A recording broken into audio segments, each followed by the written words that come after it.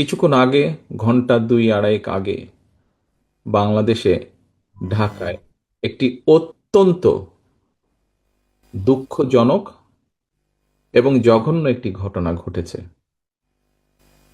ইনকালাব মঞ্চের নেতা জনাব ওসমান হাদি, তাকে গুলি করা হয়েছে,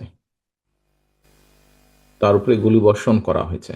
আমরা কিছুদিন আগে দেখেছি চট্টগ্রামে একইভাবে আমাদের আরেক প্রার্থীকে গুলি করা হয়েছিল। প্রিয় ভাই বোনেরা, প্রথমেই আমি এই ঘটনার জন্য তীব্র ঘৃণা এবং প্রতিবাদ জানাচ্ছি। আমাদের উচিত হবে সারা বাংলাদেশে গণতন্ত্রের পক্ষে যত মানুষ আছে প্রত্যেকটি মানুষের উচিত হবে এই ঘটনার তীব্র প্রতিবাদ এবং ঘৃণা জানানোর। আসো, আমাদের আজকের এই অনুষ্ঠান থেকে আমরা এই ঘটনার প্রতি তীব্র ঘৃণা এবং প্রতিবাদ জানাই এবং একই সাথে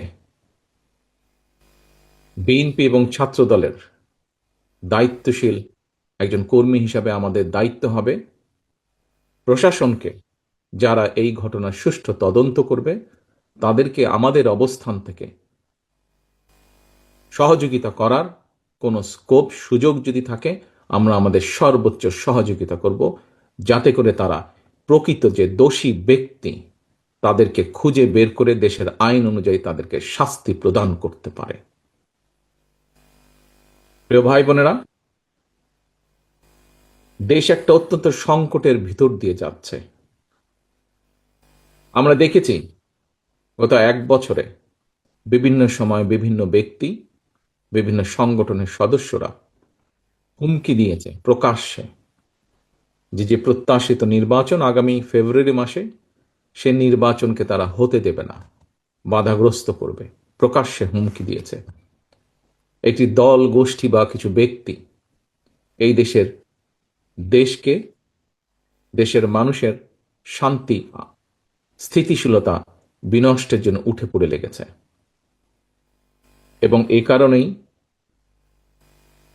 বাংলাদেশ জাতীয়তাবাদী দল এবং একই সাথে যারা বাংলাদেশের অস্তিত্বে, স্বাধীনতা, সার্বভৌমত্বে বিশ্বাস করেন, দল ছোট বড় বিষয় না, যারা বাংলাদেশি জাতীয়তাবাদের অস্তিত্বে, বাংলাদেশের অস্তিত্বে বিশ্বাস করে, সবার আগে বাংলাদেশ, এই নীতিতে যারা বিশ্বাস করে, আমাদের প্রত্যেকটি দল, প্রত্যেকটি নেতা, প্রত্যেকটি কর্মী, প্রত্যেকটি মানুষকে আজ অতীতের যে কোনো সময় থেকে সবচাইতে বেশি ঐক্যবদ্ধ হতে হবে।